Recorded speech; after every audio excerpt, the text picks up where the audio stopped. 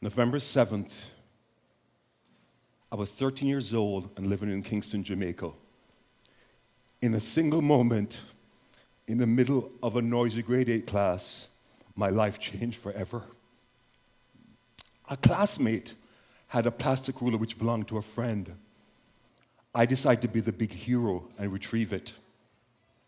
We wrestled until that ruler shot straight into my right eye. I instantly lost sight. There was a lot of blood. I literally thought my eyeball had fell onto the floor.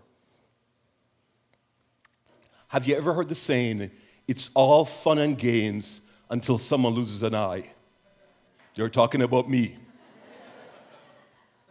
I was rushed to the hospital for emergency surgery.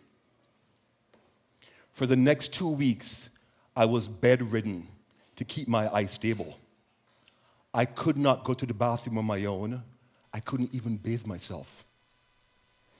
Now picture a 13-year-old boy, extremely self-conscious, growing into his manhood, being given a sponge bath by a beautiful student nurse. I was so embarrassed, and I'll leave that to your imagination. After 2 weeks in the hospital, when I finally went home, I had to learn to walk again. 13 years old, and it felt like I was starting over. But that was only one storm. A year earlier, I lost my dad, suddenly and tragically, gone in one day. And 2 years later, my family moved to Canada, and I was the only black kid in my new school. On my first day of class, I went to a group of students at lunchtime and tried to make a connection. They told me in no uncertain terms to get lost, with an F word thrown in for greater clarity. I was crushed. However, looking back, these 3 storms was the beginning of my leadership journey. You see, before you can lead others, you must first learn to lead yourself. Self-mastery was my first leadership lesson. You see, losing an eye taught me discipline, determination, and gave me greater sight, called insight.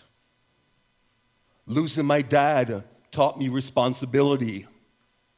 Being rejected taught me empathy, humility, and to stand tall, even when I stand alone.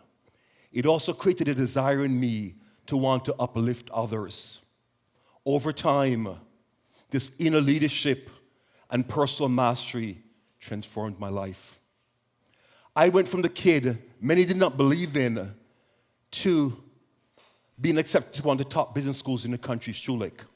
I completed the top designations in finance and accounting in both Canada and the US. My CPA in Canada, my US CPA, and the final stages of my CFA.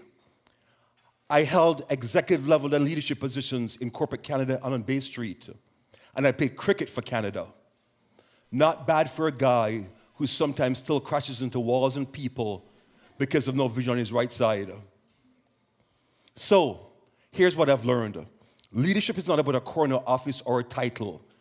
It starts in those private moments when you're alone, challenged, and fearful. Adversity challenges us. Self-mastery transforms us. Self-mastery is very, very important. However, I believe true leadership goes several steps further.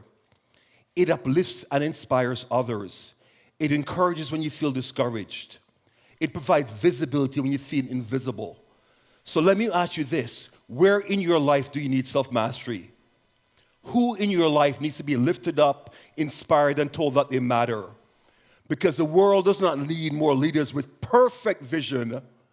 The world needs more leaders with a clearer vision of encouraging others, inspiring others, seeing their true potential, and creating an environment where they can thrive.